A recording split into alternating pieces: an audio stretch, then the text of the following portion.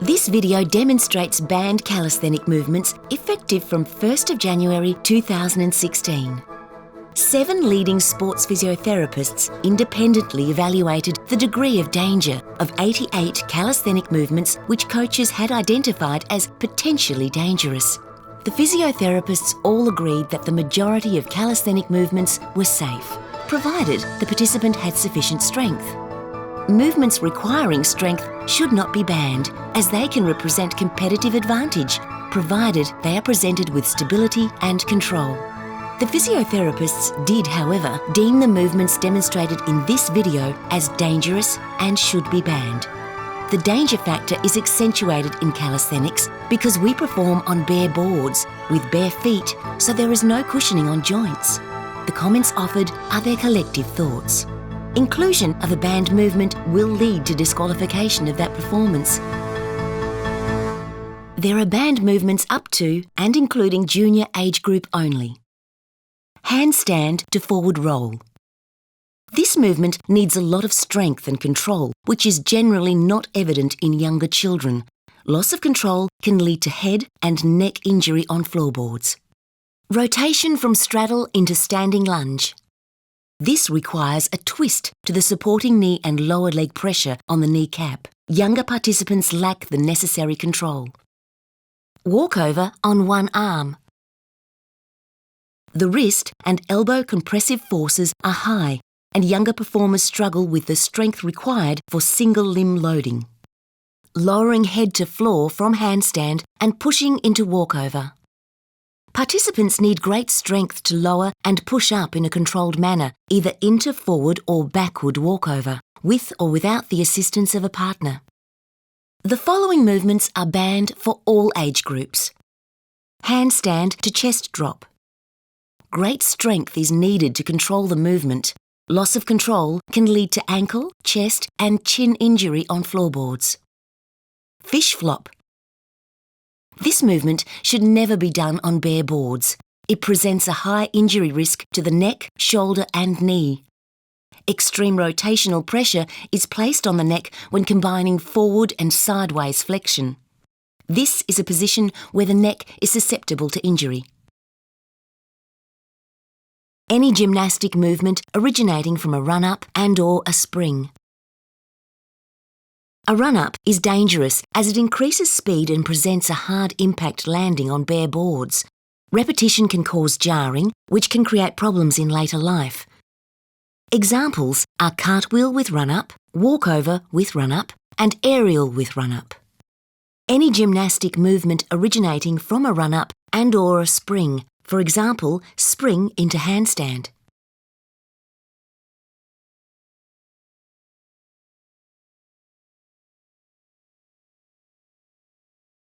Spring into walkover.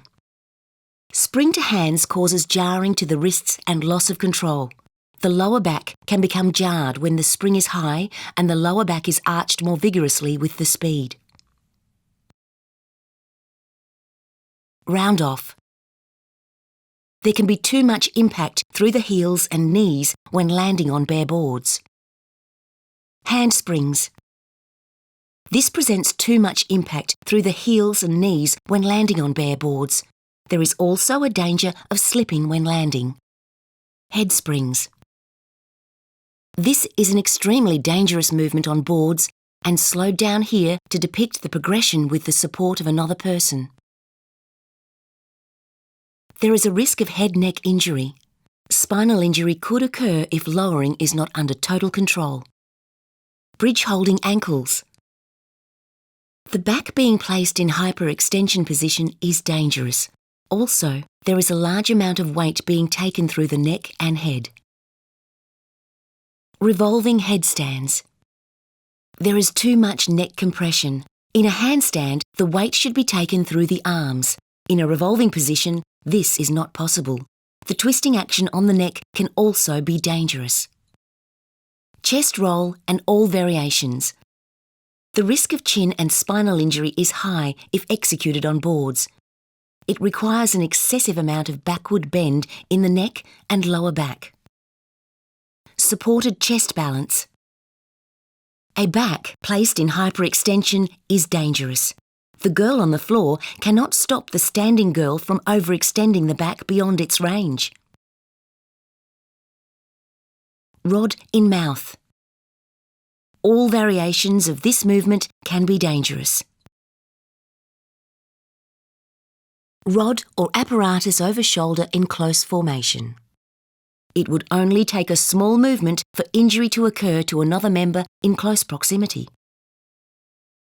Pair work requiring a member to take the full weight of another in a static standing position. Extreme pressure placed on the back. Shearing could occur as the back is not designed to take high loads in this direction. Jerked extension of held back leg balance. Example, held arabesque, held attitude and hook. The speed of the leg extension should be consistent without a jerk at the end. The jerking pull puts pressure on the spine. This applies whether the extended leg is before vertical, vertical, or past vertical.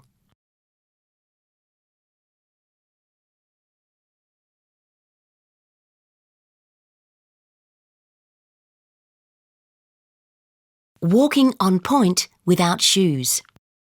The anatomy of the foot is not designed to bear compressive weight through the toes and dorsal part of the foot, as occurs in this position without the protection of pointe shoes. There is a high risk of injury, including dislocation, fracture, and sprains of the toes and midfoot, nerve impingements, soft tissue injury, and ankle inversion sprains.